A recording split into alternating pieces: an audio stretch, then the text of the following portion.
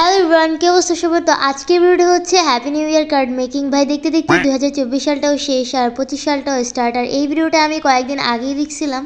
তো অনেকে এটা গিফট কার্ড বানাইছে, আবার অনেকে এটার হ্যাপি নিউ ইয়ার কার্ড বানাইছে। আর এখানে আমি সাইজটাও দিয়ে দিয়েছিলাম, আর যেই অংশগুলো কাটা লাগবে সেই অংশগুলো কেটে ফেলছিলাম।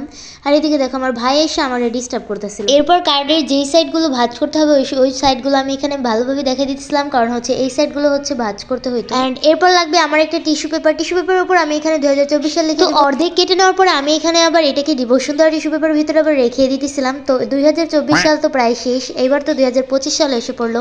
আর আমি এই উপলক্ষে কোনো বেশি একটা ভিডিও দিই নাই। হ্যাপি নিউ ইয়ার উপলক্ষে ভাবতেছিলাম কি বানাবো, আমার তো ভিডিও কোনো আইডিয়াই আসে না। আর এই আইডিয়াটা আমি পাইলাম আজকেই। আমার কাছে তেমন কোনো ফর্ম টিপও ছিল না, আমার কাছে শুধু মাস্কিং টিপ ছিল। মাস্কিং টিপ দিয়ে আমি এটাকে এইভাবে অ্যাডজাস্ট করে নিয়েছিলাম। আর আমি এটা গ্লিটার পেপার দিয়ে বানিয়েছিলাম। এর আগে আমি একটা শর্টস দিয়েছি, ওইটাতে হচ্ছে আমি হচ্ছে খাতার কভার পেজটা আছে না, ওইটা ইউজ করছিলাম।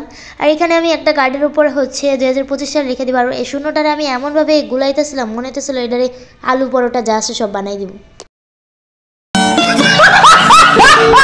পরটা হয়েছে না, এটাকে এবার শেষ করা যাক। আর 2025 সালের জন্য কে কে এক্সাইটেড অবশ্যই সেটা কমেন্ট করে বলবো। আমি এটাকে পাঁচটাকে এখানে লিখে দিতেছিলাম। এরপর আমি কি ডিজাইন করবো সেটা তো আমার মাথায় আসে না। আমার কাছে যেহেতু গ্লু ছিল না, এর জন্য আমি ভার্নিশটাকে গ্লু হিসেবে ইউজ করি। ভার্নিশটাকে এর উপরে ডট ডট করে দেওয়ার পর আমি এটাকে তো আবারও কাপড় খাঁচার মতো স্টার্ট হবে একটু পরে। এই যে হাত দিয়ে কাপড় খাঁচা করতে মানে আমি ভিডিওতে করতে পরে এটাকে লাগাই দিয়েছিলাম।